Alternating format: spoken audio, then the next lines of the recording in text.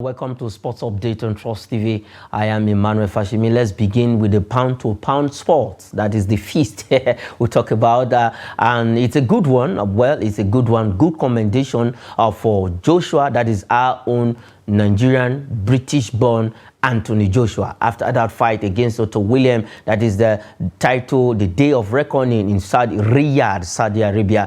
Now, this man has come out after a week plus of that fight. He said, yes, Anthony Joshua is a tougher opponent than Tyson Fury, and that he's for Otto Wallin, the Swede. His first loss when it comes to boxing was against Tyson Fury, but he has compared both fighters, Tyson Fury and Anthony Joshua. And for Otto Wallin, he said that Anthony Joshua is a tougher opponent than Tyson Fury. That is the Gypsy King, as he is called. And for our own AJ, in the 5th round of that particular bout in Saudi Arabia on the 23rd of December 2023, the 5th round of that fight was when Otto Wallin actually had to throw in the towel, and it was all over for him because he was bleeding all over from his nose, his eyes, and they had to just at least throw in the towel, and Joshua was declared the winner in the 5th round of that particular bout between Otto Wallin, the Swede, against the British-born Nigerian British-born Anthony Joshua. And now, after a week of that fight, he's coming out to say that Anthony Joshua is a better, tougher, stronger opponent than Tyson Fury. And why did he say that? He has compared both fighters. He has fought against the two of them. His first loss in his career was against Tyson Fury, and it was a unanimous decision that Tyson Fury did beat him with. But this time around, it was not a unanimous decision. Joshua actually punched him very well, gave him the beating of his life, and now he has come out to say yes, he has compared both fighters, and he found our own Anthony Joshua a tougher, stronger, and better opponent than Tyson Fury. Let's see how it goes for Anthony Joshua. We are still expecting that that blockbuster fight between himself and Deontay Wilder. We know the condition that was surrounding that fight. Both of them fought on the 23rd of December in Riyadh, and the condition was that they had to win their respective fight. Joshua against Otto Wallin, and for Deontay Wilder against Joseph Parker. At the end of the day, Deontay Wilder lost through the unanimous decision to Joseph Parker, and for our own Anthony Joshua, he defeated Otto Wallin. But a lot of persons are still expecting that fight to go ahead. That fight was bid for March this 2024, but we're still looking forward to that and see if that fight will eventually come up. So let's see how Anthony Joshua is a brand new year. Let's see what his calendar looks like, and he is gradually finding his ways back to that top class when it comes to boxing. For Anthony Joshua, congratulations to him that Otto Wallin has actually come out to confess. I will say it's a confession now, saying that Anthony Joshua is a tougher opponent than Tyson Fury, the Gypsy King. All right, let's leave that story and come to the shores of the country. Let's come to Nigeria properly. Let's look at the round leather game now, where the MPFL organizer, but one of the officials of MPFL has come out to say, who pleaded anonymity, that matches will go on despite the AFCON championship. We know the AFCON is 10 days away, and we normally we know how we do here in Nigeria. When the AFCON is on, the league will actually go on break. But this time around, they are looking at it this way, that okay, why the AFCON is going on, because we have our own Super Eagles that will be participating in the tournament. Why that competition is ongoing, are also the league will be going on here in the country. So that is what it is. And if you look at it, I think it's a good one. Why the championship is going on, the league also should be going on simultaneously, so that we can balance the calendar. Because if eventually the league goes on break because of AFCON, you know what that means. We are going to be behind on the football calendar. So it's a good one. If that can actually work out, if it can go through, I still believe the organizers will actually sit down and have a round table meeting and come to conclusion concerning that. If that is done, I think I'm in support of it. When the AFCON is going on, let the league also be running side by side the AFCON. We know Nigeria is not playing every day in the competition. So they play today, they have 1 day rest or probably 2 day rest before they'll play their next game. So that is how it is. So the league can also be running side by side with the AFCON. So like I said, they are still going to look a roundtable meeting. The stakeholders, the organizers will come together and probably come to a conclusion on that particular story. And when the conclusion is done, when they conclude everything, then we'll still come back on the show and tell you the decision that was taken by the organizers. All right, let's go straight to the biggest franchise in the world. When it comes to the NBA, we always give you the results of games that was played in the NBA. You know, when they play their games at the middle of the night and the early hours of the morning. Now, let's look at some games that were played in the NBA. For Chicago Bulls, they lost to Philadelphia 76ers, 110-97 for Chicago Bulls. And then for Boston Celtics, it was a very close one between them and Oklahoma City Thunder, 123-127 for Oklahoma City Thunder. And then the game between Brooklyn Nets and New Orleans Pelicans, it was a whitewash of Brooklyn Nets. They lost to New Orleans Pelicans, 112 points for Orleans and then 85 for Brooklyn Nets. And then for the San Antonio Spurs also, they lost their game to Memphis Grizzlies, 98-106 for Memphis Grizzlies, 98 for San Antonio Spurs. And then the game between Charlotte Hornets and Sacramento Kings, it was 111 for Charlotte Hornets and then 104 for the Kings, the Sacramento Kings as they are called. And then the game between Orlando Magic and the Golden State Warriors, it was also a close one, 121 points for the Golden State Warriors, and then the Orlando Magic lost that particular one, 115 points for them. I think the NBA is actually getting tougher and tougher every day, getting hotter and hotter. At the end of the season,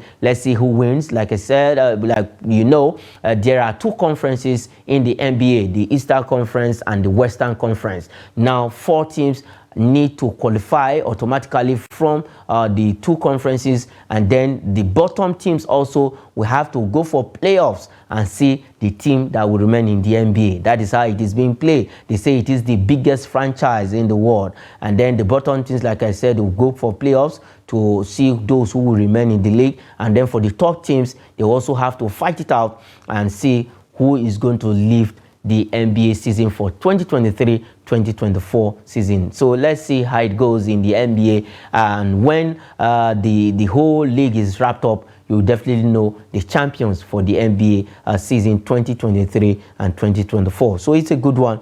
Those fantastic results right there that you just saw on the screen. All right, let's leave NBA and quickly look at some fantastic transfer story on the show this evening.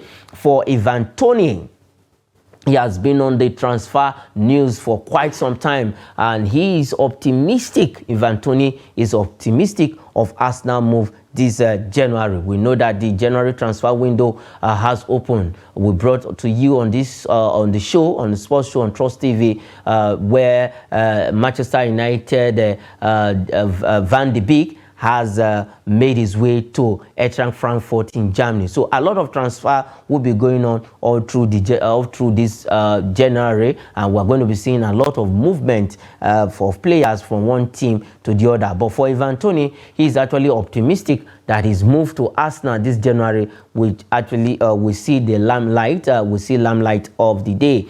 And but the problem is, Arsenal don't want to cough out £100 million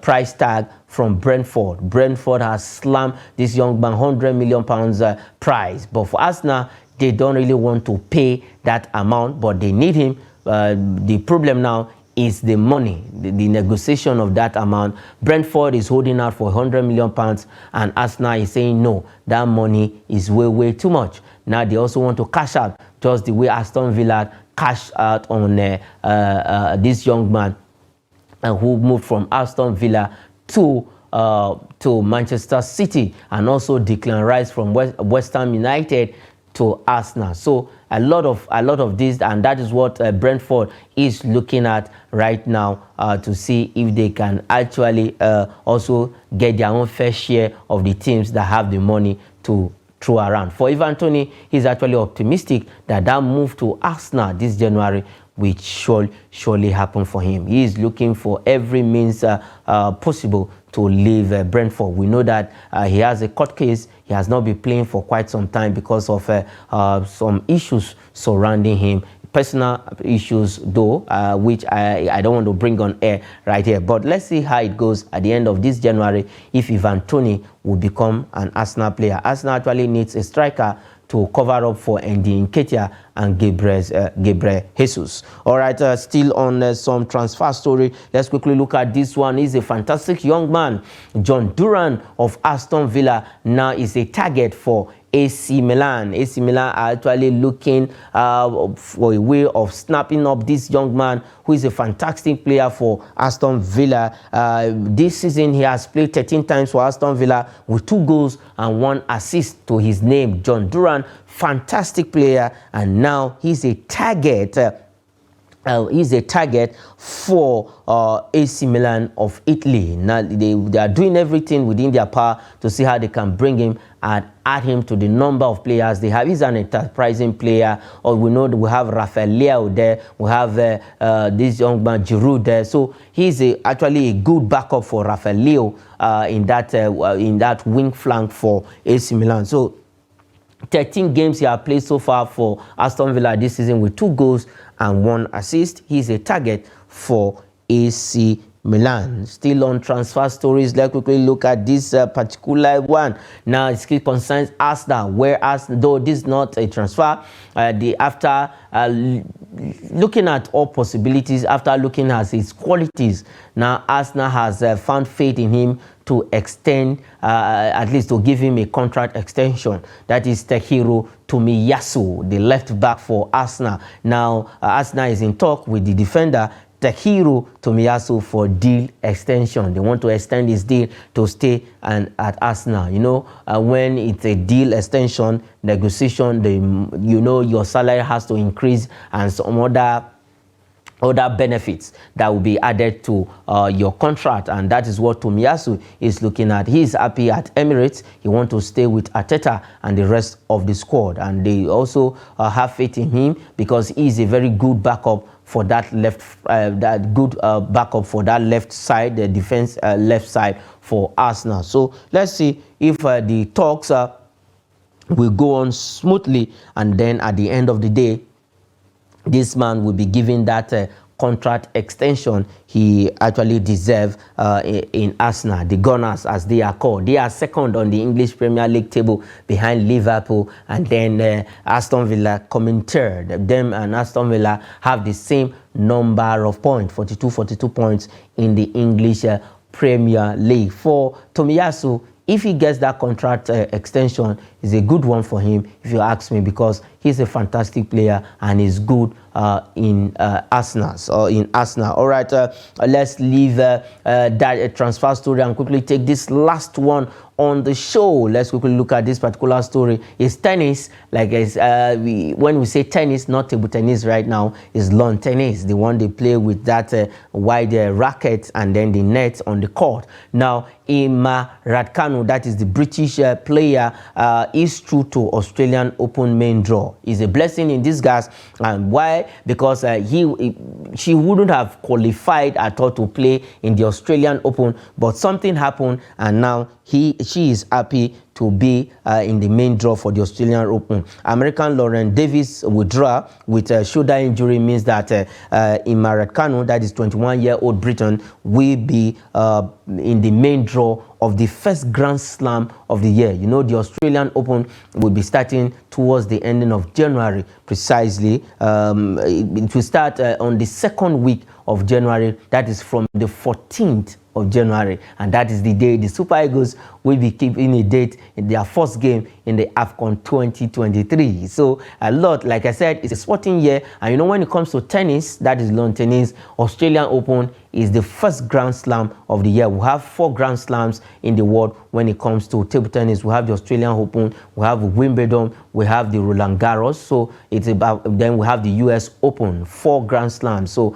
all of these, the first one is the Australian Open. And for Imara Kanu, 21-year-old Briton, she will be playing, she will be in the main draw when that draw will hold right there in Australia. They are ranking 301 in the world. But because of because of her coming into the main draw, I think she has pushed up on the rankings to 103. So 301, now the numbers changed from 301 to 103 in the world, and that has given her an edge to be in the main draw of Australian Open. All right, the Australian Open will be starting on the 14th of January through to 14th of January. That is when the Australian Open will be starting in Australia. You know, the big stars always look forward to these Grand Slams. The likes of Novak Djokovic would have Naomi Osaka,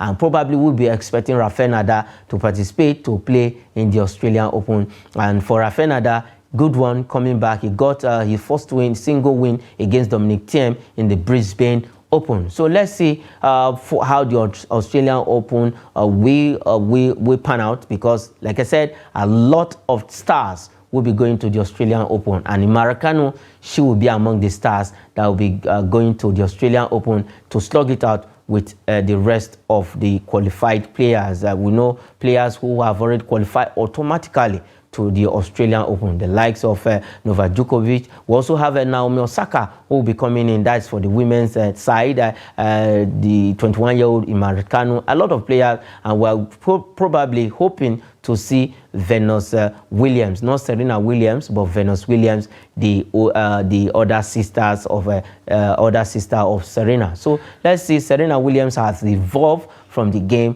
Let's see how the Australian Open will happen this time around. All right, that is where we'll leave it on the show Sports Update from Trust TV. I am Emmanuel Fashimi. Say thanks for watching.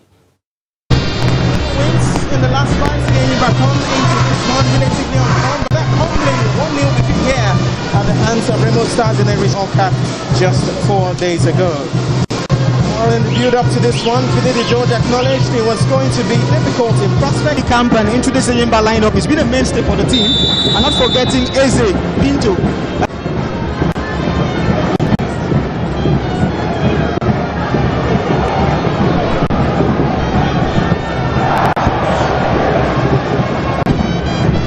Just the kind of man you will love the ball to fall into his feet. He needed them doing a very fine work there to set him up, and just close to his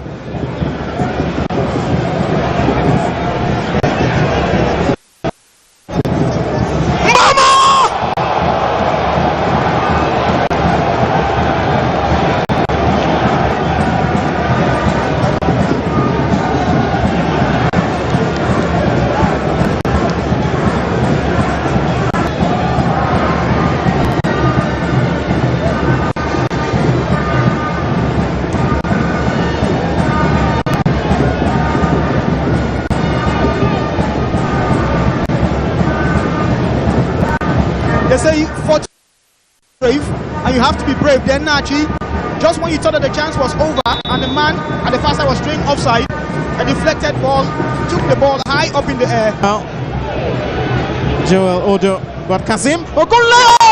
What a goal! What a fantastic finish off the left boots of the substitute. Watch Daniel Daga there. It looks as if it was a foul there, but the referee wouldn't have any of that, and Kazim with a lovely finish. I assume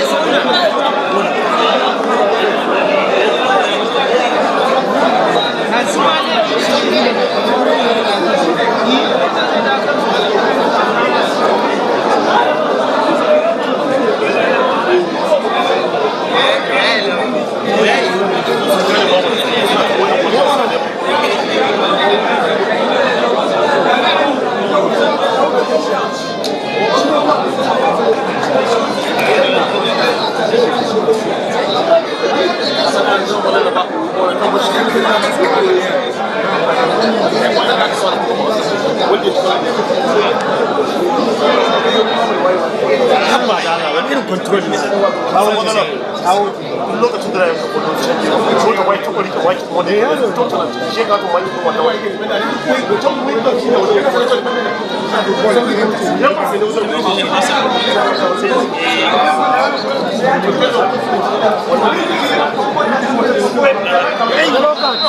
ne